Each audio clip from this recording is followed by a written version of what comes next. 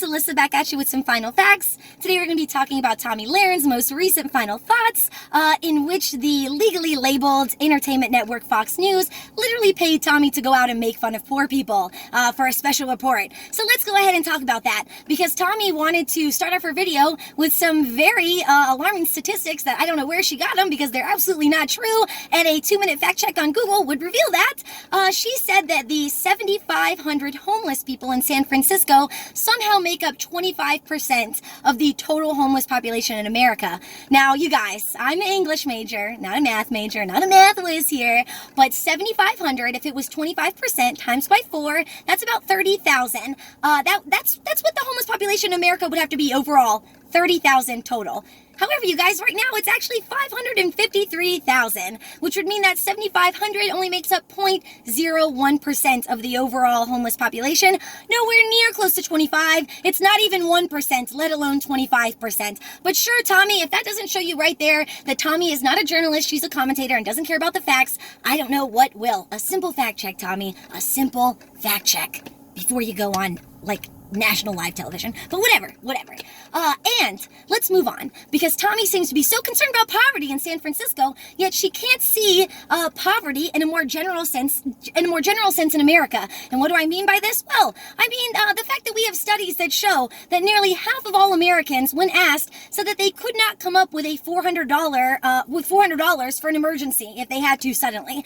In fact, nearly over a third of all Americans are one missed paycheck away from homelessness, you guys. Wow. And not only that, because Tomi was so concerned with the rent being high in San Francisco, sitting at $3,500, but yet she doesn't want to acknowledge that overall, in every single state in the whole entire country, Tomi, there's not one of those states where you can work a minimum wage job full-time minimum wage job, and afford a 2-bedroom apartment. And again, FDR, know your American history.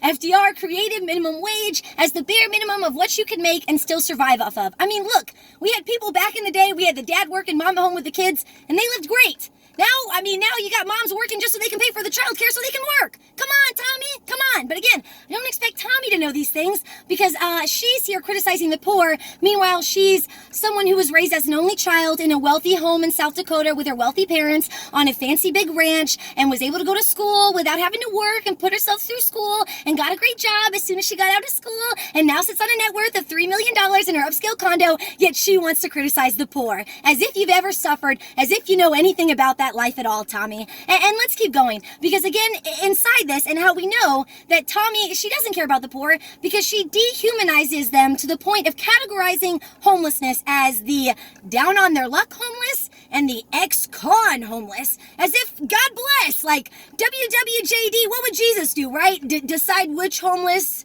is actually, there's some homeless that are worth our attention and care, and some that aren't, because those are the bad homeless. Right, God bless. And I just think it's so funny, because then she, of course, used this point to move into her narrative against, like, ex-cons in California and against democratic policies, because she wanted to talk about some of the California laws and legislation that is put into place, was put into place to try to put an end to the madness and the cost and the inefficient, the private prison system, our private prison system, you guys. And what are these laws? Well, one of them is the realignment law. And what the realignment law does is, it's basically for non-violent, non-serious, non-sex related offenses. This is basically a way, what they wanted to do was to get low-level offenders and to get parole violators out of the vicious cycle of the prison system, and basically put them more in local and state jails, essentially. And again, this goes right in hand with the Proposition 47. And Proposition 47, which Tomi will not acknowledge, she didn't say this, it's also known as the Safe Neighborhoods and Schools Act, because all of the money that they saved from not pushing people through the inefficient private prison system, they basically put those millions and millions of dollars, they put them right back into education initiatives. And clearly it's worked, because that's one of the things that most people can agree on that California has done right. Their rates of education and their levels of education are way above the national average. So they've obviously done it right. And what this Save Neighborhoods in School Act did, again, it's focused on those who are low-level offenders, non-violent, non-serious crimes. It even went back and tried to restructure, like maybe you were accused of one of these crimes that is now changed from a felony to a misdemeanor. Maybe you're sitting in jail because you've been accused of that, right? Well, they're not just going to let you out. They don't just let them out. Well, they're going to take a look at your case, and what they're going to do is they're going to review you. They're going to do a risk assessment of you, and they make sure that you're safe for the public, and they figure it out, and then you're released back to the public. Like, they have to go through a whole risk assessment. California isn't just putting cons on the streets, you guys. Again, Tomi wants to make this less complicated and not address what's actually going on, because it's a lot more complicated than that, you guys. It's really, really focused on trying to end this private prison system. And what's more, you guys, because you might say, well, Lisa, what are these felonies that are being moved to misdemeanors? Because what if they're really bad?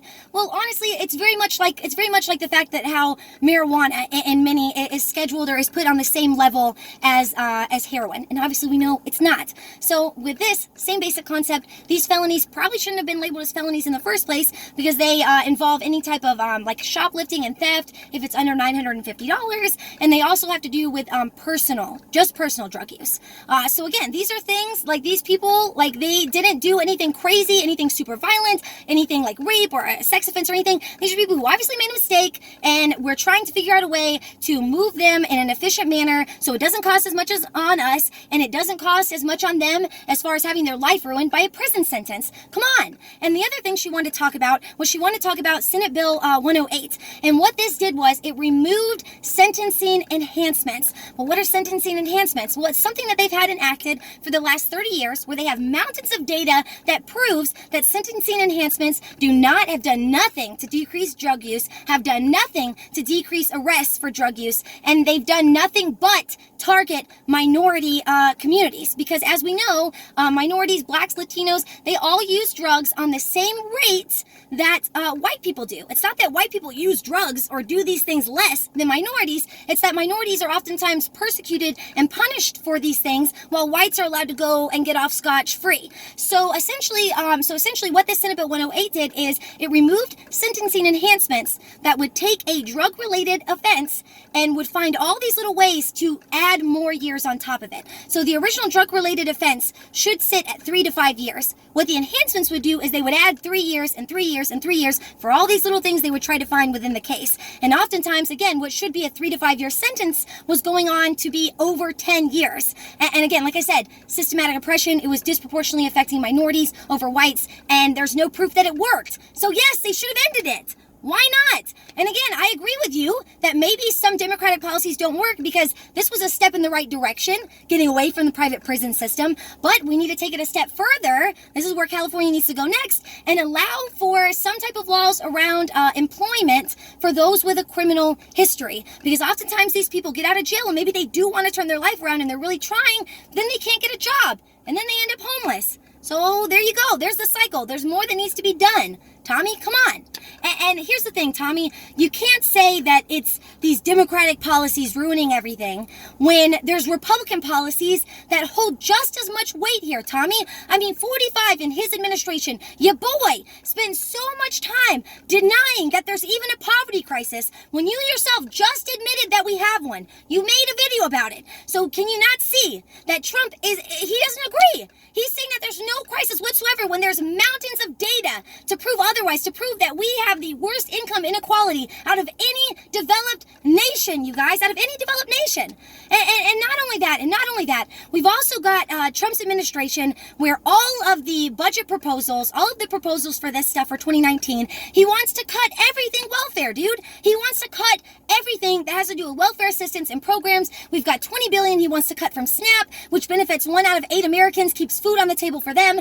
In fact, they've even implemented something called the lockout provision. You guys look into this. Right now they've got it in Kentucky, and they're looking to move it to Michigan as well, and obviously probably implement it on a more national level. What the lockout proposition does is it requires people on Medicaid that they have to work 20 hours a week. Michigan wants to make it 30 hours a week. Now, here's what happens, you guys, with this provision. If for 1 week or whatever you don't work that 20 hours, you are locked out and barred from using this welfare program for 12 months, you guys. 12 months. And here's where all the Republicans and the right will come in and talk about the lazy poor, and that the poor, they just don't work hard enough and they don't better their situation.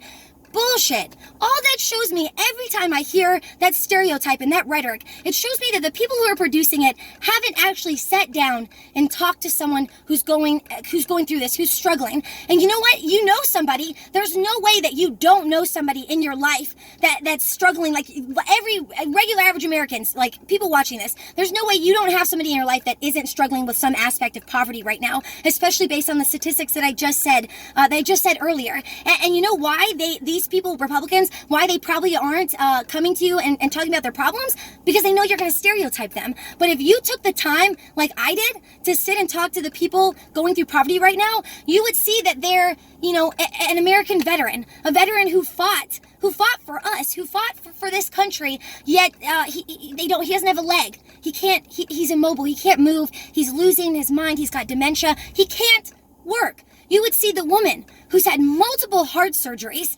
and now because of her physical exhaustion from that, because of everything she's gone through, she can't work like that. You would see the high school student that comes from a poor family that's doing everything they can to keep their grades up, to do extracurriculars and things after school, so they can try to get a scholarship and maybe get into college and better their situation. And now just to get food, they've got to find a job where they can work 20 hours a week, or else they're not going to get that. Or maybe it's the person who found that part-time job, and they're doing everything they can to get more hours and do whatever they can. But if you work a low-level job, especially retail or food or anything like that, if you work that, you know that maybe 1 week if you're part-time, you'll get 25 hours, and the next week you get 18. And then what happens? You've lost your assistance. You're screwed. So do those, I guess, God bless, do those people matter to Tomi, to God, to anybody, Tomi? I mean, come on. You've got to see what your rhetoric's doing here, what you're saying, how contradictory you are. Because on top of that, with this administration, you've got Ben Carson, fact check me on this, Ben Carson, who literally said that we should triple the rent for the most poor as an incentive to get them to work. And don't forget, Betsy DeVoe has 12 yachts, and one of them's worth $40 million. And you want to talk about Democratic policies not working or us not caring about the poor? Please, give me a break, Tomi. Give me a break. Those were your final thoughts, and these are my final facts, the truth and what's actually going on. And thanks for watching, you guys. If you like what you see, check me out on YouTube. My channel is Final Facts with Alyssa. Please check out my link to my Patreon below and consider donating. I'm trying to raise enough money to get a real camera equipment, and I've gotten a little bit in there, and I'm almost to my goal. And definitely check out my sponsor's blog, Emilio Perez, and a couple other links below. And thanks for watching. Hey, if you guys think Tomi should debate me, tag her. Share this on her page, @that chick, and let's get it done, because I'm ready to go, and I know she's just a coward and would never debate somebody like me, but I'm ready for it. So I'll see you next time, guys. Bye!